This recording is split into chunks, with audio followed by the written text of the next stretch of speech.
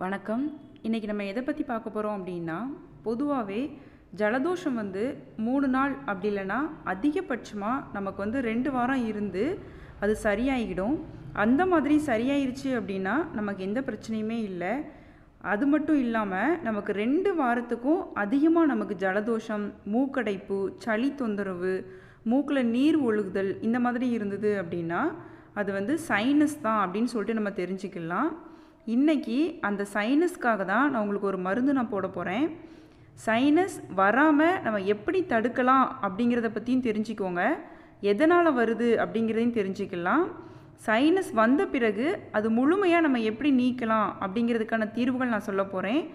அதனால் நீங்கள் வீடியோவை கடைசி வரைக்கும் பாருங்கள்.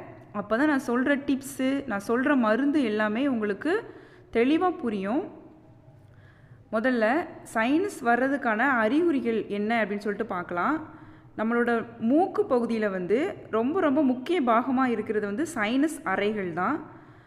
அப்போது நமக்கு சளி ஜலதோஷத்தினால் உருவாகி அந்த சைனஸ் அறைகளில் தங்கி அது கிருமி கலந்த இன்ஃபெக்ஷன் ஆயிரும். இன்ஃபெக்ஷன் ஆகி நமக்கு சீழ் மாதிரி நமக்கு அது மாறிடும். அதனால் நமக்கு சரியாக நம்மளால் சுவாசிக்க முடியாது. மூக்கில் இருந்து தண்ணி ரன்னிங் நோஸ்ன்னு சொல்லுவாங்க, அந்த மாதிரி நீர் ஒழுகிட்டே இருக்கும். நம்மளால் ஸ்மெல் சென்சேஷன் நமக்கு டிக்ரீஸ் ஆகும். அது மட்டும் இல்லை, நம்ம குனிஞ்சாலும் நிமிர்ந்தாலும் தலையில் விண்ணு விண்ணு விண்ணுன்னு பாரமாக இருக்கிற மாதிரி இருக்கும். தண்ணி அப்படி விண்ணு விண்ணுன்னு இருக்கிற மாதிரி நமக்கு ஒரு ஃபீல் ஆகும். நம்மளால் சரியாக சுவாசிக்க முடியாது, சாப்பிட முடியாது. அடிக்கடி நமக்கு மூக்கு ரொம்ப அடைச்சிக்கிற மாதிரி நமக்கு ஃபீல் ஆகும். மூக்கு நமக்கு என்ன காரணத்தினால அடைக்கி அப்படின்னு சொல்லிட்டு பார்க்கும்போது, மூக்கில் இருக்கிற அந்த சைனஸ் அறைகள் அடைக்கிறதுக்கு நிறைய ரீசன் இருக்குது. பொதுவாக நம்ம என்ன ரீசன் அப்படின்னா, அந்த மூக்கோட சென்டர் பகுதியில் ஒரு தடுப்பு சுவர் இருக்கும். அது எல்லாருக்கும் நேராக இருக்கும். ஒரு சிலருக்கு பெண்ட் ஆகி, அதாவது வளைஞ்சு நமக்கு இருக்கும். அந்த மாதிரி இருந்தது அப்படின்னா நமக்கு காற்று உள்ளே போயிட்டு வர்றதில் நமக்கு பிளாக் ஆகும். நேராக இருந்துச்சு அப்படின்னா எந்த பிரச்சனையும் இல்லை. கொஞ்சம் பெண்ட் ஆகி இருந்தது அப்படின்னா காற்று உள்ளே போய் வர்றதில் நமக்கு கொஞ்சம் பிரச்சனை இருக்கும். ஸோ அந்த மாதிரி இருந்தது அப்படின்னா அந்த சைனஸ் அறை வாசலில் சதை வளர்ச்சி ஏற்பட்டு அடைச்சிக்கிடும். அந்த மாதிரி பிரச்சனையும் நமக்கு வரும். தூசுகள் அதிகமாக இருக்கக்கூடிய இடங்களில் வேலை பார்க்குறவங்களுக்கு அந்த தூசு மூக்கில் இருக்கிற அந்த ஜவ்வு பகுதியில் போய் தங்கி நமக்கு ரொம்ப அலர்ஜியை ஏற்படுத்தும். அது இன்ஃபெக்ஷன் ஆகி அது மூலமாக கூட நமக்கு சளி பிடிக்கும். ஸோ இதுக்கு நம்ம எந்த மாதிரி நம்ம வராமல் தடுக்கலாம் அப்படிங்கிறதுக்கு நான் சொல்லிடுறேன். நம்ம பெரும்பாலும் கிளைமேட் ரொம்ப வெதர் ரொம்ப கூலாக இருக்கும். ஸோ அந்த டைமிங்கில் ரொம்ப குளிர்ச்சியான தண்ணீர் குடிக்கக்கூடாது.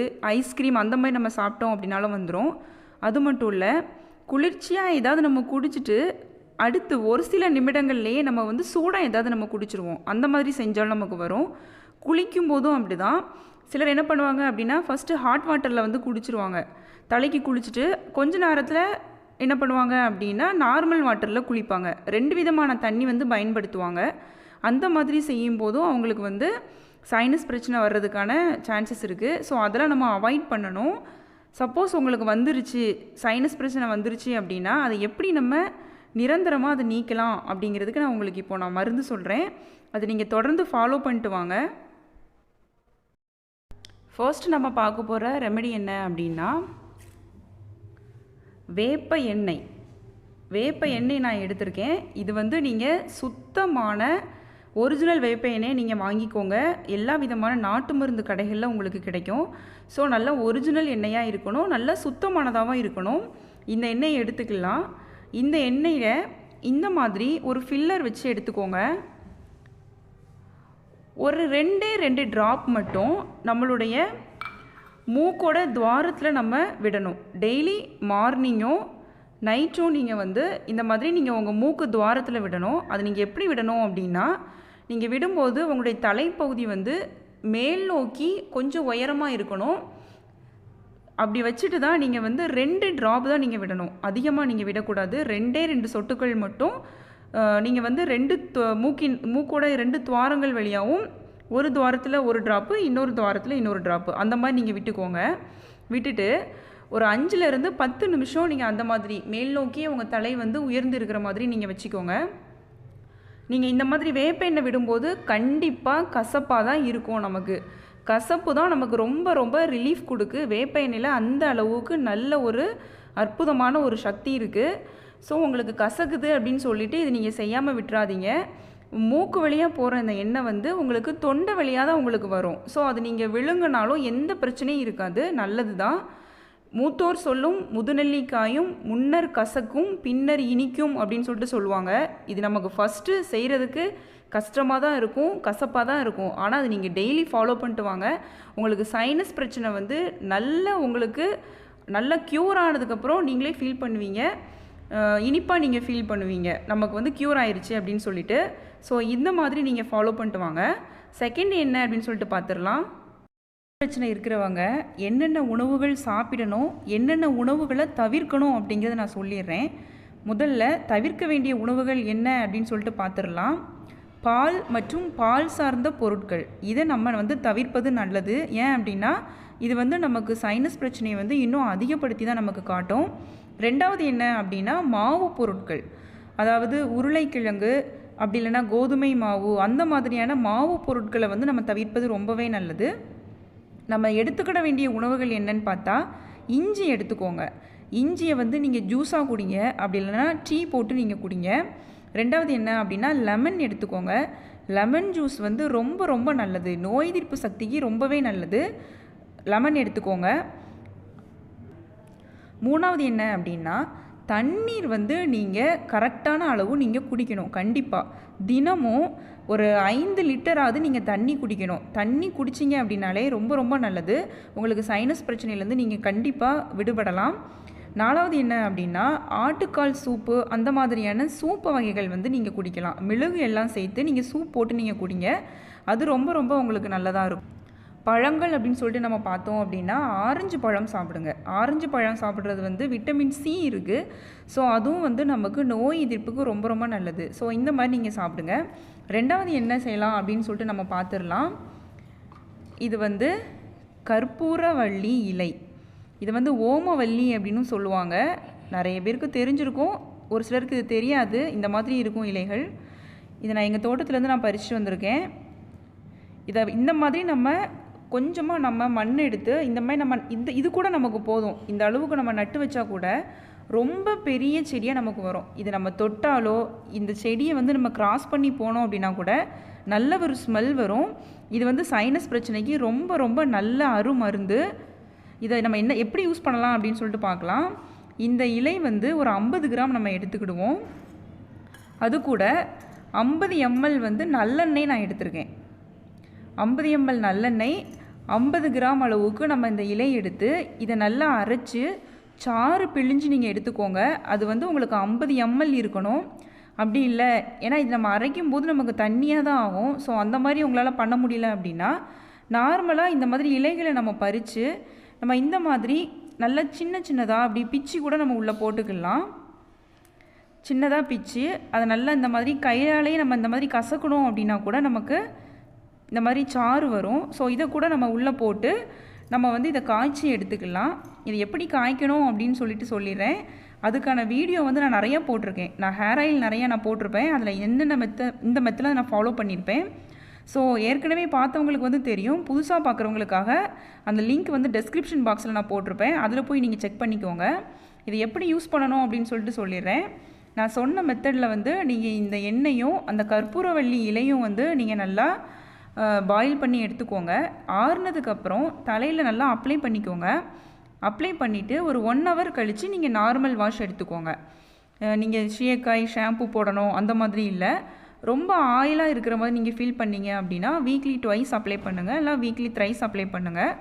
வீக்லி ஒன்ஸ் வந்து வாரத்துக்கு ஒரு தடவை வந்து நீங்கள் சீயக்காய் போட்டு நீங்கள் தலைமுடி நீங்கள் அலசிக்கலாம்.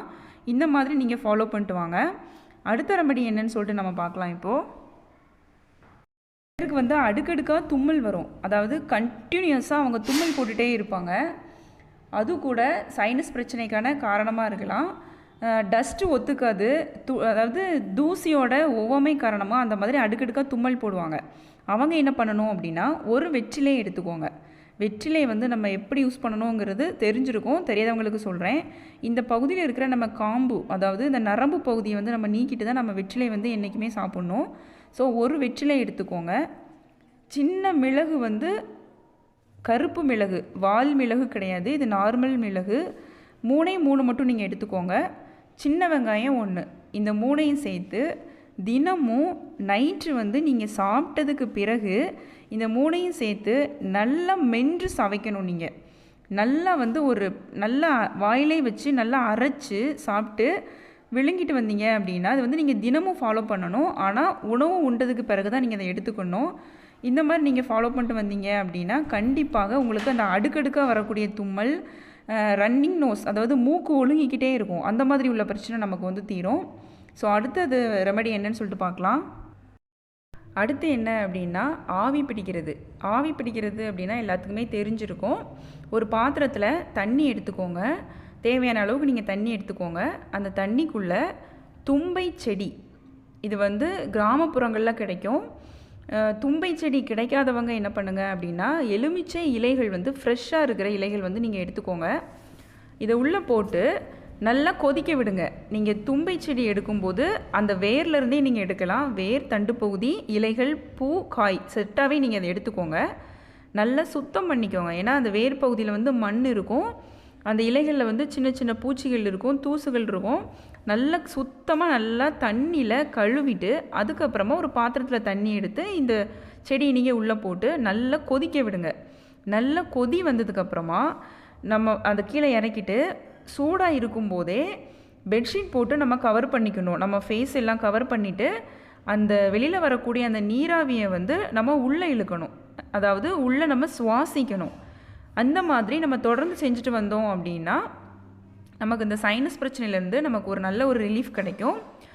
எனக்கு இப்போ நான் தேடி பார்த்தேன், எங்கள் ஏரியாவில் எனக்கு தும்பை செடி வந்து எனக்கு கிடைக்கல. கிடைச்சதுக்கப்புறம் அதை நான் இன்னொரு வீடியோவாகவே நான் உங்களுக்கு போடுறேன், அது எந்த மாதிரி பண்ணணும், தும்பை செடி இப்படி தான் இருக்கும் அப்படின்னு சொல்லிட்டு. சப்போஸ் உங்களுக்கு நாட்டு மருந்து கடைகளில் வந்து தும்பை இலை உங்களுக்கு கிடச்சிது, பொடியாக கிடச்சிதோ, அப்படி இல்லைனா தும்பை இலையாக கிடச்சிதுனாலும் நீங்கள் அதை போட்டு கூட நீங்கள் இந்த மாதிரி வேக வச்சு ஆவி பிடிக்கலாம். நெக்ஸ்ட்டு என்னன்னு சொல்லிட்டு பார்த்துருவோம். நம்ம பார்க்க போகிறது என்ன அப்படின்னா ஒரு சின்ன துண்டு சுக்கு எடுத்துக்கோங்க, ட்ரை ஜிஞ்சர்னு சொல்லுவோம். சின்ன துண்டு சுக்கு எடுத்துக்கோங்க. அதுக்கப்புறமா ஒரு சின்ன துண்டு வந்து நம்ம மஞ்சள் எடுத்துக்கலாம். ஒரு 10லேருந்து 15 மிளகு நம்ம எடுத்துக்கலாம்.